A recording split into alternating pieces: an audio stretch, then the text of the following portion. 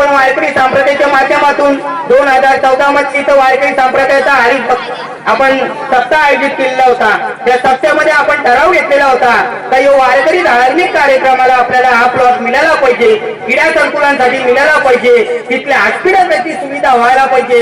या पुऱ्या तलोदा इंडस्ट्रीमध्ये 900 कारखाने असून आता कुठलाही हॉस्पिटल आपल्या इंडस्ट्रीमध्ये नाही तर जिथं आपल्या कामगारांची सुविधा होऊ शकतो, तिथल्या नागरिकांची सुविधा होऊ शकतो। म्हातारी कामगारांना आता बघायला जावा, त्यांना उद्या डॉक्टरकडे आला तर कोपर घेण्याला जायला लागतो, म्हणजे एका इंजेक्शन साठी 700 ते 800 रुपये खर्च करून आपला इथला बेमार नागरिक त्याला तिथं जावं लागतो। तो एमआयडीसीने आपल्याला प्लॉट हा उपलब्ध करून द्यावा अशी आपली मागणी आहे। जेणेकरून तुम्ही आम्ही त्यांच्या सगळी पाठीशी राहिली तर नक्कीच पाठपुरावा करू आणि हे प्लॉट हॉस्पिटलसाठी मिळू अशी आपल्याला विनंती करतो।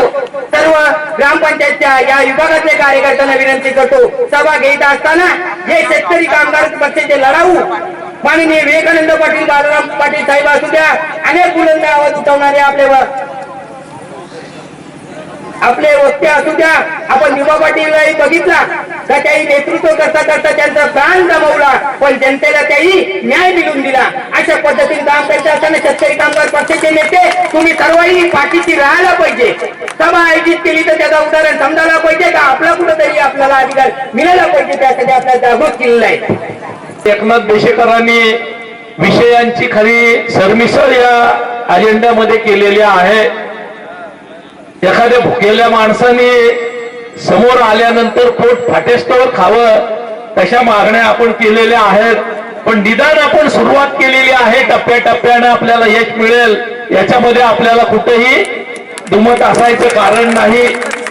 या मागण्याच्या संदर्भात आपल्याला एक वार प्रमुख कार्यकर्त्यांना विस्तृतपणाने बसावं लागेल, आपल्या मागण्या आपली भूमिका कायम करावी लागेल आणि मग लोकांच्या बरोबर जाऊन गावागावामध्ये जाऊन जनजागृती करून हा लढा आपल्याला संघटित करावा लागेल। शेतकरी कामगार पक्षाची तालुका फिटनेस मंडळाच्या बैठकीमध्ये आपण निर्णय घेतलाय की आम्हाला नाही ना नको काय नको, जर करायचीच असेल तर संपूर्ण पनवेल तालुक्याची महानगरपालिका करा ही आमची मागणी या ठिकाणी आहे। आज या ठिकाणी जी सभा घेतलेली आहे ती सभेचं मुख्य कारण असं आहे की सरकार आता कोणत्या प्रकारचा एक चांगला निर्णय घेतलाय। एका बाजूला नैना सांगितलं जातं, एका बाजूला स्मार्ट सिटी सांगितलं जातं, एका बाजूला महानगरपालिका सांगितलं जातं, एका बाजूला शेड्यूल सांगितलं जातं।